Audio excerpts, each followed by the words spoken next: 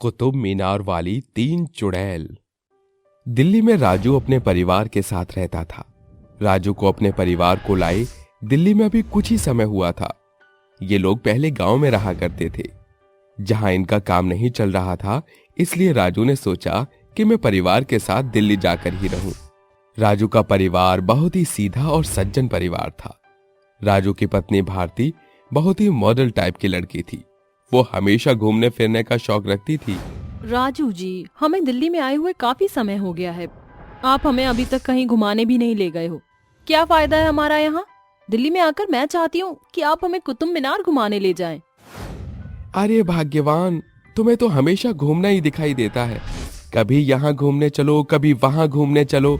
अपने घर की हालत नहीं देखती हो तुम। राजू की बात सुनकर भारती नाराज हो जाती है। भारती का यूं नाराज होता देख राजू उसे मनाता है और उससे पूछता है, अच्छा भारती जी बताइए, आप कब घूमने जाएंगी? क्यों ना हम कल घूमने चले, क्योंकि कल संडे है और आपकी भी छुट्टी है, तो कल ही घूमने चलते हैं। हाँ ठीक है, तो कल तुम तैयार हो जाना और बाबूजी और माँ से भी कह देना और बबलू को भी तैयार कर लेना।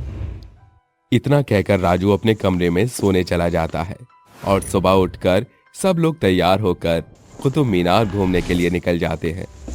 अच्छा, तो सब लोग घूमने के बाद मुझे इसी जगह पर मिलना। राजू की बात सुनकर सब लोग अपनी अपनी पसंद से इधर उधर घूमने के लिए निकल जाते हैं। काफी देर घूमने के बाद सब लोग वहां पर आने लगते हैं, पर काफी देर देखने के बाद वहां पर बबलू दिखाई नहीं देता। सब लोग बहुत ज्यादा घबरा जाते हैं।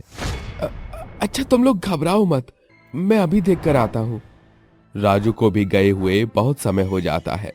भारती और उसके सास ससुर बहुत ज्यादा घबरा जाते हैं। चलिए माँ बाबूजी, हम तीनों मिलकर देखते हैं कि बबलू और उसके पापा कहाँ चले गए। भारती अपने सास ससुर के साथ अपने पति और बेटे को ढूंढने के लिए कुतुब मीनार के अंदर चली जाती है। वहां भारती कुछ ऐसा देखती है कि जिसे देखकर भारती बेहोश हो जाती है। भारती को बेहोश होता देख भारती के सास और ससुर अपने सामने 3 भयानक चुड़ैल को खड़ा देखते हैं। उन चुड़ैलों को देखकर वो भी बहुत डर जाते हैं और हिम्मत जुटाकर उस चुड़ैल से पूछते हैं, कौन हो तुम और यहाँ क्या कर रही हो? क्या तुमने ही हमारे पोते और बेटे को गायब किया है? हाँ, हमने तुम्हारे पोते और बेटे को गायब किया है और अब हम तुम्हें भी नहीं छोड़ेंगे। हमने क्या बिगाड़ा है तुम्हारा? क्यों तुम हमें मारना चाहती हो? हमें छोड़ दो। अपनी जिंदगी की भीख मांग रहे हो? उस दिन को याद करो जब तुमने हम तीनों बहनों को इस कुतुब मीनार के ऊपर से गिरा दिया था, जब तुम्हें हमारा बिल्कुल भी ख्याल नहीं आया था। क्या सोचकर हमसे अपनी जिंदगी की भीख मांग रहे हो? चुड़ैल की बात सुनकर भारती का ससुर बहुत ज्यादा घबरा जाता है और उससे पूछता है, तुम कौन हो और ये सब तुम क्या बक रही हो? याद करो उस दिन को जब मेरे पिताजी और तुम्हारे मालिक हम तीनों बहनों को घुमाने के लिए गांव से कुतुब मीनार लाए थे और उन्होंने तुम्हारे साथ मिलकर हम तीनों बहनों को इस कुतुब मीनार से गिरा दिया था और गांव में जाकर ये कह दिया कि हम तीनों का एक्सीडेंट हो गया। तुम दोनों ने जब हमें वहां से गिराया था तब हमारा शरीर तो मर गया, पर हम एक भटकती हुई आत्मा बन गई। हमारी आत्मा को तब तक शांति नहीं मिलेगी जब तक हम तुम्हें जान से मार ना दे। हमने अपने पिताजी को तो मार दिया, अब तुम्हें और तुम्हारे परिवार को भी मार देंगे।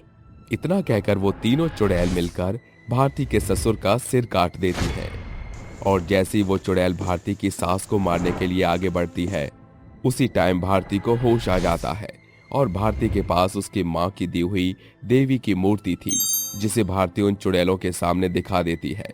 उस मूर्ति को देखते ही वो तीनों चुड़ैलें चिल्लाने लगती है, बताओ मेरे पति और मेरा बेटा कहाँ है, वरना मैं तुम्हें अभी इस मूर्ति की शक्ति से भस्म कर दूंगी। मैंने तुम्हारे पति और तुम्हारे बेटे को नहीं मारा है। तुम इस कोठरी के अंदर जाओ जहाँ तुम्हें तुम्हारा बच्चा और पति दिखाई देगा। उन्हें लेकर जाओ और हमें छोड़ दो। उन चुड़ैलों के ऊपर हुए अत्याचार को सुनकर भारती की सास बहुत ज्यादा शर्मिंदा होती है और उन चुड़ैलों से हाथ जोड़कर माफी मांगती है और कहती है, मैं अपने पति की तरफ से तुम तीनों से माफी मांगती हूँ। मैं मानती हूँ कि मेरे पति ने गलती की थी, जिसकी सजा तुमने उन्हें दे दी है। अब मेरे बहू बेटे को बख्श दो, इन्होंने तुम्हारा कुछ नहीं बिगाड़ा, हमें माफ कर दो। हमारी आत्मा को शांति अब तभी मिलेगी जब तुम लोग मिलकर इस कुतुब मीनार के पीछे गड़ी हुई 3 लाशों को निकालकर जलाओगे। तुम उन लाशों को जैसे ही जलाओगे, हम तीनों अपनी दुनिया में वापस चले जाएंगे। जैसे जैसे उन तीनों चुड़ैलों ने बताया था, राजू और भारती मिलकर उस कुतुब मीनार के पीछे से उन तीनों चुड़ैलों की लाशें निकालकर शमशान घाट पर चला देते हैं। उनकी बॉडी जलते ही वो तीनों चुड़ैल वहां से गायब हो जाती हैं और फिर राजू अपने परिवार को लेकर अपने घर वापस आ जाता है, जहां वो अपने परिवार के साथ खुशहाल जिंदगी जीने लगता है।